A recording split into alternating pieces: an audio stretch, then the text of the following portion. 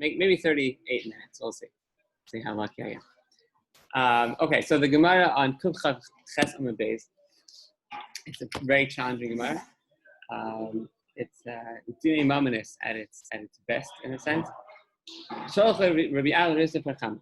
המוציא שטרחו בחבירו, מעל ואומר לו נפרעתי כלום, לא ואומר פרעתי מחצה, ועידן שפרה כולו.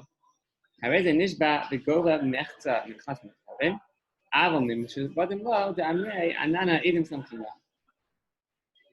So what's the case? The Malva has a star that he brandishes, he pulls it out against the Love for, let's say, $100. And he says, "Lo nifati klum," you didn't pay me anything. The Love says, "I paid you half." So that would be a classic case of moda b'mektzas, right? The taina for 100, half of it he's moda, half of it he's kofir. And then the wrinkle is that Edom come along and say, "Parakulo, you paid the whole thing." So the Edom are now helping the Love and going beyond what the Love said. So what's the din? He takes the shvua, the gova mechza, so the Love, Rabbi Hanan, actually Rabbi Gershon actually has the girsa that the Malva takes the shvua is nishba v'notel. It's a very surprising idea. All the other Rishonim disagree, but that's a Rabbi Gershon's finish. But the pasuk in the Gemara is that the Love takes a shvua. It's a classic case of Moses Mixas. He takes a shvua that he paid half, and the other half he has to pay to the Malva. However, normally speaking, when a person has a shtar, they can collect from Mishubadim, they can collect from property that the Love sold in the interim, right? The Love borrowed money on January 1st. Then on February 1st, he sold property. On March 1st, when the Malva comes to collect, the Malva can collect from the Lukuchos, so the buyers. So in this case, that's because the Malva has a shtar. In this case, where something strange happened, there was a shtar, and the Lova was moded that he owes half, but the Edom said that he actually owes nothing. So even though the Lova is going to pay half, the Malva can only collect from B'nei Chorin, property that is still in the possession of the Lova. But the Malva can't collect from Mishubadim, from property that has been sold to other people. The Amrei, because the Lukuchos, the buyers, can say, "Anana Edom Somchina, we want to rely on the Edom." It's very nice that the Lova does Baldin. It's very nice that the Lova wants to pay the Malva. We're going to rely on Edom, two Edom. That's as good as it gets. So we're going to rely on those two Edom, and we're not going to surrender our property to the Malva. So that is the sugya. The sugya actually goes on. Yeshua Veda, Rabbi Kiva, but we don't have time for that. So the big question is to really cut to the chase. The big question that everybody deals with, the way most, and this is part of the sugya, which is part of Tosos, which is so interesting. The way most Rishonim present the issue is Mima Nafshach. What's going on here? You have a star. You have three factors that are all clashing. The Malva has a star. The Lova is Modav Mixas, and the Edom say you pay nothing, you owe nothing. So if you take out any one of those factors, then this is one of three classic cases, right? So let's say you have a Malva that pulls out a star, and the Lova says Modav Mixas, and there are no Edom. So the din is that a Lova is never Neman against the star. The Malva says, "Shtar Chabioni, my boy. What are you telling me you paid me? I'm holding the shtar." As long as the Malva is holding the shtar, so there is no way for the Lova to get out of paying, right? What the Pashup shot in that is that when the Lova says, "I paid you half or all, whatever, anything the Lova says," the Malva says, "If you paid me, why am I still holding the shtar?" Right? The shtar is the biggest raya in the world that you didn't pay me yet. So if there were no Edom here, it would be Pashup, a classic case of shtar chavedim my boy. And the Lova has to pay the full amount that's written in the shtar. That's if you take out the Edom. Let's say you take out the Modav Miktas. Let's say you had a shtar. Okay, shtar chavedim my boy, very nice. And you have Edom. The Lova doesn't have to say anything. The Edom comes and say, "Yeah, that's very nice. You have a shtar. We saw that he paid you." So that's it. Game over. You have a shtar. Very nice. But the Edom said that the Lova paid. There's nothing to talk about. The case is over. The Lova is free to go home and not to pay anything. Now, let's say you take out the shtar. Let's say you have a taina from a malva with no shtar, and the Lova is modu mixas and kofer mixas. So that's a classic case of modu mixas, that he pays half and takes a shvu daraisa on the other half. So if you take out the shtar, it's an easy call. Modu mixas, a taina yishava, easy. Pays 50, takes a shvu on 50. If you take out the edim, it's a classic case of shtar chavedim boy, and you pay the full amount. If you take out the tainas halova, the modim, right, the hoda, then it's a classic case of edim, the shtar peru, and you pay 0. But the issue is that you have all three together. So the Gemara's conclusion is that you do take a shvuah modim mixas, and you do pay half, but only from the chasim b'nei cholim. That's the Gemara's conclusion. The Rishonim ask me manasha. Tosfos doesn't ask it like this. It's striking, but if you look in the Rashba, if you look in the Ran, if you look in the Ritva, if you look in Rabbi Yonah, they all ask it as mimanashach. What's mimanashach? There's a clash here between Hadas Baldin and Edis. Right? The Hadas Baldin says, I paid half, but I owe half. And the Edim say that you paid the whole thing. In such a clash, L'choro, there's two possibilities. Either the Edim are believed, or the Edim are not believed. Okay? Either they're mukhashim, that either the Hadas Baldin trounces the Edim, and now they're Edim mukhashim, we just disregard what they say, or we say that they're Edim. So, Hadas Baldin is very nice, and the Lova created a new type of chiyuv on himself. That's fine, but the Lova can't, just because he wants to pay money to the Malva, he can't make Bezdin disregard Edim. Like Edim are the top in terms of Raya. So what's the Mimanashach? If we truly believe the Edim, so then this shtar is Parua, right? There's a Malva. You still hear me? We're good? Yeah? So if we truly believe the Edim, so now the Malva pulled out a shtar, the Edim told us that it's Parua. So that means that the Lova basically owes nothing. And when the Lova says, I owe you half, why does he have to take a shvuah on that? Normally we would say Modeh Mixas Atani Ishava. But here, he's not being Modeh B'Mixas, he owed basically 0. He basically owed 0, and he's adding, it's not half of the taina that he's claiming to owe.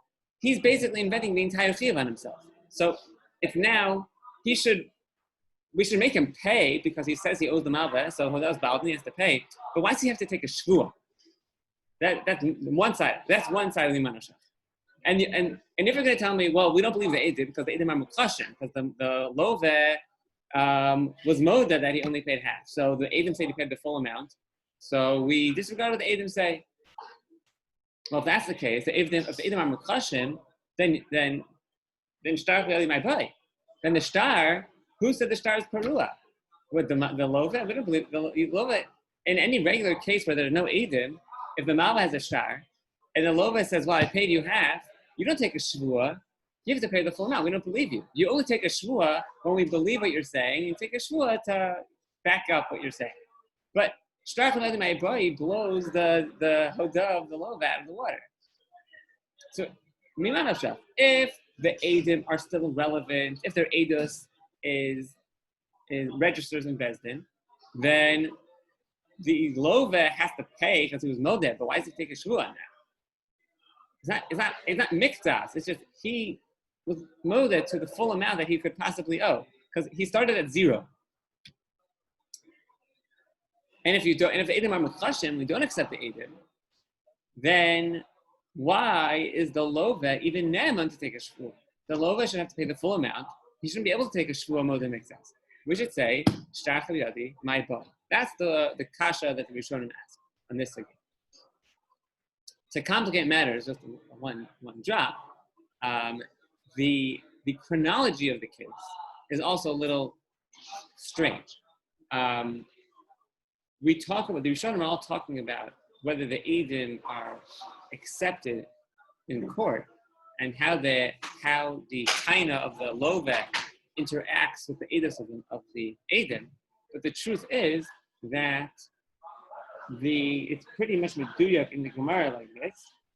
And the Rashbam is explicit about it, and I believe all the Rishonim agree on this point, that the Loveh spoke first. Right? That's the way it normally is anyway, in court. Usually in a court case, the Dayanim sit, the Tony and the Nitan each make their claims. After they make their claims, the Eidim come along and give evidence. So that's the norm. And in this case, it's pretty clear the Gemara that's what happened. That the Loveh spoke first. The Loveh spoke first. He was Modeh b'miktsas, and then the Eidim came. Yeah.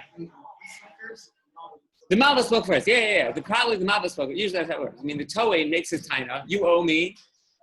Then the Nitan says, no, I don't. I owe you half. You're right. Whatever he says, whatever he says. And then the Eidim come in, from each side. The Malva side. I just meant compared to the Eidim, the Loveh spoke first. So the Loveh spoke first. So how does that impact on all this? Okay, the Loveh spoke first. He was Modeh b'miktsas, and then the Eidim came, and they said, "Well, actually, you don't owe him anything. You don't owe him half. You owe him zero." Okay, so that's the bare fact of the sugya and the major question every single Rishon deals with. So now Tosfos has a unique way of dealing with it. If you look, we're not going to go to the other Rishonim, but if you look at the other Rishonim, they all have a similar mahalach which is different from Tosfos, similar to each other. Well, let's see Tosfos inside. Nishba v'gova metzam v'chas v'nechole. Near the read. Dilahachi ne'eman b'shvua mishum d'chashiva kimil v'alpeh. So, the first striking thing for me, reading this Tosfos, even if we don't get to Chapping Pshat, at least I think it'll be worthwhile just to read a Tosfos, hopefully well. So the first striking thing to notice in Tosfos is that, and it's not as bolate, it doesn't stick out as much if you just see Gemara, Rashbam, Tosfos, but once you see the other Rishonim, it sticks out like a sore thumb. Tosfos doesn't ask, Mima nafshach. Every Rishon starts out by saying, Mima nafshach, what's the Pshat? If there's Eidim, if we're Makabel Eidim, then why you name Mishvua? And if we're Makabel the Eidim, then why do you even need a Shvua? And if we're not Makabel the Eidim, why you name Mishvua? Tosfos starts out by answering which question? Why are you named Mishvua? I'll tell you why. This is like a milva alpeh. So Tosfos comes out from the get-go saying, I'm going to explain to you, why don't we say, here, shtar chabadi my body? I'll tell you why. Because this is like a milva alpeh. Now we're going to get, really there is a shtar here. Tosfos will say there is a shtar. But for our purposes, it's like a milva alpeh, and that's why you're named Mishvua. But what did Tosfos not ask? He never said, wait a minute, why do you even need a shvua? Tosfos never asked that question. All the other Rishonim asked. Okay? Tosfos never asked, what's the pshat? You have Eidim here. Why does the Loveh have to take a shvua? Tosfos takes it for granted. Of course, the Loveh, at most, he's going to have to take a shvua's modeh b'miktsas. The alternative would have been, he'd have to pay the whole thing. He wouldn't even be Ne'eman b'shvua. But the best possible scenario for the Loveh, according to Tosfos, is that he'll pay half and take a shvua. And Tosfos has to justify that. But he doesn't start out with the Mima nafshach. Why is this like a milva alpeh? Shaharei Eidim me'idin shashtar porua. The Eidim say the shtar is paid off. So now, if you stop right there, it's simple. If the Eidim said the shtar is paid off, of course it's like a milva alpeh. To the extent that there's any milva. If anything, there's no milva. So the Eidim said it's all paid. So I would have thought there's no hava anymore, and it's not even modeh b'miktsas. It's just the Loveh decided to make himself chayav 50 to the malva.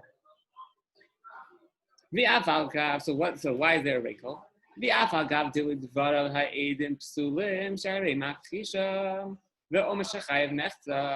Even though according to the Loveh, the Eidim are puzzled. because he completely contradicted what they said. And he said he's chayav to pay half of the shtar. So you would have said, wait up, the Edom, who cares what the Edom said? The Edom, it's like, it tells us, it's a milva al peh. Why is it milva al peh? Because the Edom said it's paru. But the Edom are puzzle according to the Lova. Mikol makom, shtar in miskayim ele adehu da'asa. Still, the shtar is only valid because of the hoda'ah of the Lova. V'haka'amai de paramechta.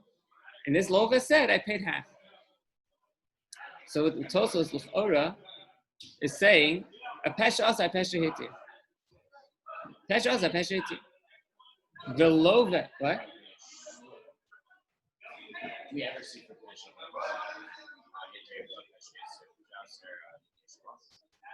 So why do you need a shvua? Good. Why? Okay. Yeah. It's a pesha asa, pesha hitir, but you still need a shvua. What's the pesha asa, pesha hitir? That the shtar, how do we know this is a valid shtar? Who said it's a valid shtar? Already the Edom said it's parua. What makes it a valid shtar? That the Lova said, I still owe you. So if he's the one who said, I still owe you, and he's the one who said, I only owe you half, so he's only going to owe you half. Now, Yaakov is asking, how could it be? If you have a pesha specialist and we totally believe what you're saying, why you chayav the shvua? Why you chayav the shvua? That was the crux of Rav Saraf's shir clothing.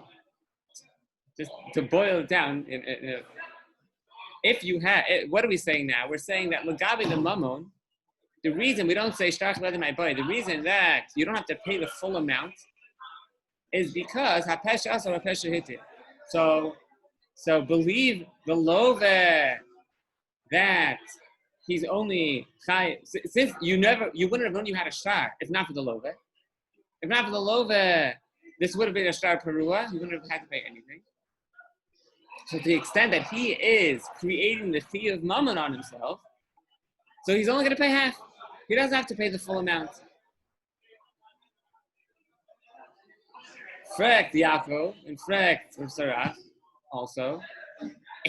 If that's the case, if it's a pesha or pesha hitir, if he created the whole fee on himself, so then why is he taking a shvua? What was he taking a shvua for? All right, if he didn't open his mouth, then he would have paid zero. There would have been nothing to talk about. It would have been a shtar perula gamre. He decided to open his mouth and to admit that he owes 50. But he created the chiyuv, so he'll tell us exactly how much he owes, and then he'll go home. He doesn't have to take a shvuah on that. So what's the pshat that you're chayav shvuah? Taka. I mean, Tosos didn't even ask. Tosos took it for granted. Rav didn't make a big deal about this. And when I asked him about it afterwards, he still didn't think it was a big deal. Full disclosure. He thought, nah, it's the same. Tosos' question says everyone else. He just, cut to the chase. But halo davarhu, in my eyes, Tosos didn't even ask. Maybe you're not even chayav shvuah. Tosos takes it for granted from the very beginning. So it's pasha ad ma'od. Of course you're chayav shvuah. The only possibility would be that we wouldn't even believe your shvuah. Why do we believe your shvuah? Why are you allowed to get away with paying half? Pesha asa pesha hitir.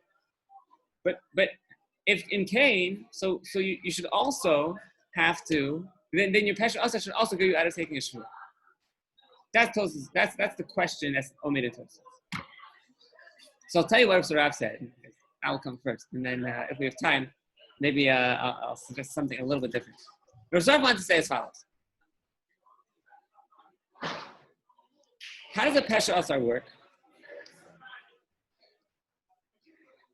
Pesha asar means that I created the chov on myself, and if I created the chov, then I have the right to fashion that chov, give it a specific application. And so the classic case, the source of pesha asar is biti nasati lishazeh. The father of the girl created the iser mikudeshes. She's now asura to the entire world because he said she's mikudeshes as biti nasati. My daughter's married. She's asura to the entire world. Yeish hazeh, but she's mutar to this guy. Whoa, you create once she's asura, she's asura. How can you, the father, come along and limit that isser and say, no, really she's mutar to Ruvain? So the teretz is, if you created it, so you can give it shape, you can give it specific limitations. So when it comes to chiyuv mamon, when it comes to mamonis, the love, when he says, I owe half, so he created the chiyuv mamon. Without him speaking, there would have been no chiyuv mamon. Mimela, even though the star is even though the star is no longer considered parua for the purposes of the love, since he created that chiyuv, he can say it's only for 50, and he's neman on that. What about the shvua? A chiyuv shvua, so the classic understanding of a chiyuv shvua is that a chiyuv shvua is when there's something unclear, when we're not sure exactly, right? So let's say modem miktas, I'll use that. That's the example, right? So what's the pshat of modem miktas? Classically, I would have understood that the chiyuv shvua in modem miktas is, on the one hand, the Malva has a good point that is very, he alone, everybody agrees that there was a halva. The Lova didn't deny that there was a halva. And the Malva is claiming that he was never paid back. The Lova claimed he paid back half.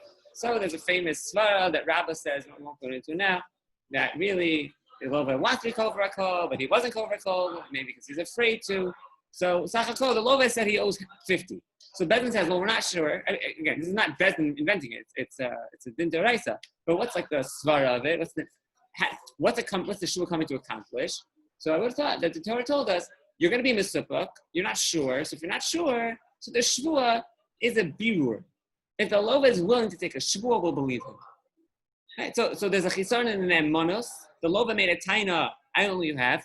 We say to ourselves, I don't know, it's a little shaky. He's probably trying to just get out of paying the other half. So we'll make him take a shvur. So what's the shvur come to do? To fill in ne'emanos. The alternative understanding, and this Saraf quoted, it's hard to know who's Rav Saraf's, in Rav Saraf's Hall of Fame, who comes first. Is it Rav Shimon or Rav Tzadok? I'm not sure. So this is a story from Rav Shimon, right? Rav Shmuel Rozovsky or the Shem Yishmael? I wasn't even sure. When you said Shmuel, I wasn't sure. Rav Shmuel or Shem Yishmael?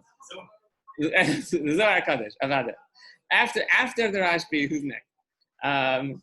So he quoted from Rav Shimon Shkop, not Rav Yochai, that I think he said in Chidush Rav Shimon, I forgot which Masechta, Simon Yud Tes. I don't think Bava Basra. Probably, maybe Ksuvin. I don't know. I'm not sure. I don't remember which Masechta. But it's somewhere in Chidush Rav Shimon. I ain't sure. So Shimon suggested that the yisod of a chiv shvua is not to be mevarer, not to give more ne'emanos to, let's say, the lova in our case. Rather, a chiv shvua is a chov that is imposed by Bezdin. Just like sometimes Bezdin will paskin, Ruvain, you have to pay Shimon $50. Sometimes Bezdin paskins, Ruvain, you owe Shimon a shvua. You owe him, based on the facts of this case. Motiv and exas. The chiyuv, it's not, we're not sure yet, so take a shvua and then pay 50. No, we impose a chiyuv. Love, you said you were motiv mixas and kofar mixas. We'll make you pay some and take a shvua on some. Yeah. Yes. Yes. Huge nafkaminas between them. But we're only talking about the raisa. We're talking about motiv mixas. Correct. That's what we're talking about. This case, the pashtus is a shul deraisa. I think there's a handle whether it's derabanan, but pashtus. I meant bezdin. It's not when I say bezdin imposing. I don't mean as a takana drambada. I mean just like as a din deraisa, when Reuven comes to court and claims that Shimon stole money from him, and bezdin does Yeish Nochlin, and they determine they're going to pass in favor of Reuven. They say Shimon, you have to pay Reuven. They're imposing a chiv deraisa. It's a chiv deraisa of tashlume gneva that bezdin imposes on the loser in court. So who had been? When there's a shvu, that's what I meant. When I said imposing, I didn't mean derabanan. I meant bezdin imposes. They place a chiv on the nishpa. They say love, you have to take a shvu. If that's the case, so then when is pesha asar relevant? What does pesha asar say? Pesha asar says, I created this chiv, so believe me to limit it, to shape it. Right? So the Lagabe the Mamon, that's exactly what's happening.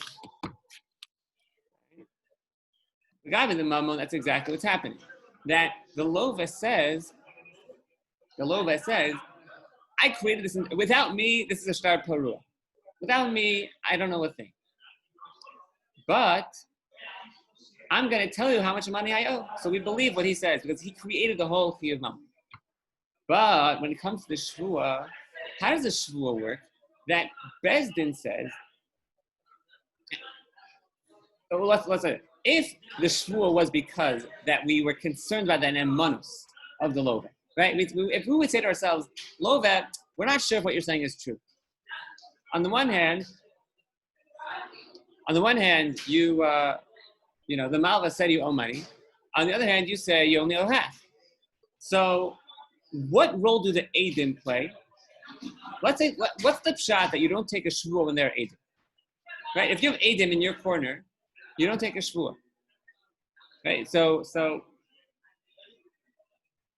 why is that?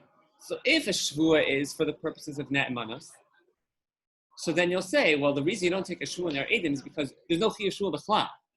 The Eidim already were mevayer everything that needs birur. If Bezdin wasn't sure, Reuben said, you owe only 100. Shimon said he owes 50. The Eidim be'etzim were already mevayer everything. They were mevayer the mitzias. The mitzias is that you have no more chov. So, and if that was the case and everything was clear to us, then we would say, well, so the Loba is now, the Loba is the one introducing the lack of clarity. Like the Loba is muddying the waters again, but if he's the one who's introducing the lack of clarity, so then Pesh Asa Pesheter, he can't be chayiv. He created the whole lack of clarity. He created the suffix, right? If Shvua comes to be mevayer and Eidim are mevayer, so then you're never chayiv Shvua when they're Eidim. So now what Elamai, he was makdash the Eidim. In his world, in the Lova's world, the Eidim are mukasher, they're puzzle. So we don't accept them. But Pesha Asa Peshet here. So he reintroduced the suffix. You shouldn't make him take a shvua. That was the question. That was Yaakov's question. Why are you chayiv shvua here? They're Eidim who already told us what happened. So he created a chiyuv on himself. But you can't say modim mitzvah satani yishava when be'etzem we know what happened already. We don't need to clarify anything. So Elamai, Rishon say, what's the pshat in Tosfos? The pshat in Tosfos is like a pshat. The chiyuv shvua is not based on a lack of clarity. The chiyuv shvua is because the love was modim mitzvahs, and now there's a chov. Just like he has to pay 50, he has to take a shvua on 50. What's the pshat with that? When they're Eidim, you don't take a shvua. What's the pshat in that? Normally, if they're Eidim, you don't take a shvua, not because Eidim are mevarer and like they make your yotzei the chiyuv because the Eidim came already. You already had the birur. No, the pshat is that the shvua is a chiyuv on you. Elamai b'makom Eidim, there's no chiyuv. Bezdin only imposes that chiyuv when there are Eidim, when there's no Eidim. If it's just taina of the malva versus the lova, or in the shvua hashomer, when there's a taina of the mafkid versus the shomer, so then there's a chiyuv shvua. But if the Eidim if the Edom spoke and Bezdin was makabel what the Edom had to say, there's no Chiyuv Shvuah. So it doesn't get imposed in the first place. Not that we were mevarer, we need to mevarer, but the Chiyuv Shvuah wasn't imposed. So in our case, what happened? The Etzem, the Edom, by speaking, should have prevented the Chiyuv Shvuah from being imposed. However, Al Pi Divrei Halove, the Edom are puzzled. They're mukchash. They're not accepted. Mimela, that means the Chiyuv Shvuah snaps back into place. The chov stands. He didn't create that chov. The chov was created because there was a taina of 100 and a hoda of 50 and a kriya of 50. That's called modem miktas. Modem miktas carries with it a chiyuv shvuah. If there had been edim, we'd say that then Bezdin doesn't impose the chiyuv. But if there are no edim, it snaps back into place, and there's a chiyuv shvuah. You can't say on such a thing pesha asa pesha hitu. You can't say it. The words don't make any sense. Pesha asa only makes sense when you created the chov. But the chiyuv shvuah, you didn't create it. It was imposed on you by Bezdin because of the fact of the case. The best you could try for is a migo. The best you could try for is to say migo, but I shouldn't have to take a shvuah. Migo, I could have remained silent. And for that we say, the migo da azah, the tosus aval heicha. Tosus aval heicha, basically all the Rishonim agree. That there's a migo da azah here.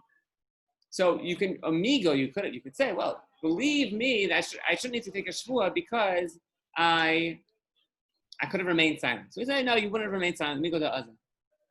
Yeah, I'm sorry. So what is the reason? I understand it's fear. It's not for here. No. Just like mammon is, what's the chi of mammon for? Restitution, like you'd say, right? But the chi of mammon is because the Malva said you owe him, and you tried to get out of it, but Bezdin concluded that you're chayav. So you owe it to the Malva. You owe him money. So you also owe the Malva a shvuah. What does that give the Malva? Satisfaction? So it's a shvuah. It's easier with the shvuah there, I said. Yeah. The Malva? Could a Malva be mocha shvuah for? Presumably he could. Why not?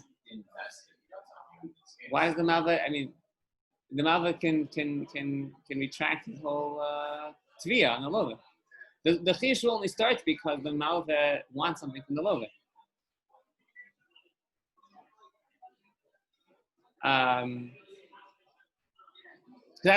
So any more questions on Saraf's Malva? No. Okay, great. So I have to go in just a minute, but just food for thought. If you look in the Todos HaRush, if you quote in Shita Kovetzer, I think nearly a little bit of a different direction. I think there's also what Tosos is going for.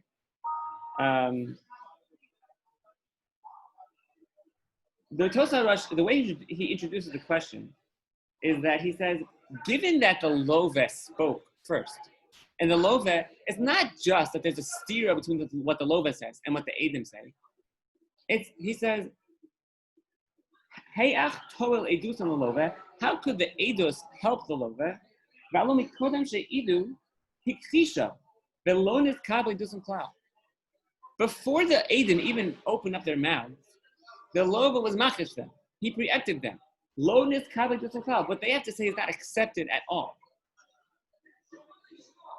So the basic question is, what's the pshat that the chi of mammon, you have the right to limit, right? That you only pay half, but the chi of shvuah remains on you the same way as always. In very, very short form, nearly that the difference between the chi of mammon and the chi of shvuah in two words is that the chi of shvuah is based on the taina and the kfira, right? That's how modern business works. There's a taina from the malva, and there's kfir noda from the lova. So that is what imposed the chi of shvuah. The chi of mammon, in this case, the Chiyuv Mammon of 100 would have been based on the star. Right? It would have been based on star Chabali my boy. When the Eidim come, this is what the Rush basically says. When the Eidim come, we don't accept what they have to say bichlal as it relates to the Taina and Kfira. For those purposes, they're not accepted at all. Not like other Rishonim say that like we kind of believe what the Eidim say. We're not sure if maybe we believe them, maybe we don't. The Rush is no, we don't accept what they say bichlal when it comes to Taina and Kfira. We don't go back to the Taina Halova and say, oh, the Love really he should have had a migo, because the Eidim were going to come. No, the Eidim don't register, and there's no migo b'chlal for the Lova. As opposed to when it comes to the kashrus of the shtar, the kashrus of the shtar is something that we will reassess after the Eidim speak. Even though we're not makabel what the Eidim have to say at all, for the purposes of the kashrus of the shtar, we will reassess that after the Eidim speak, and what we emerge with is exactly what Tosa says. Before the Eidim spoke, we had shtar shabbat my boy versus Elove claiming that he was Korea Mechta. The Elove is not believed.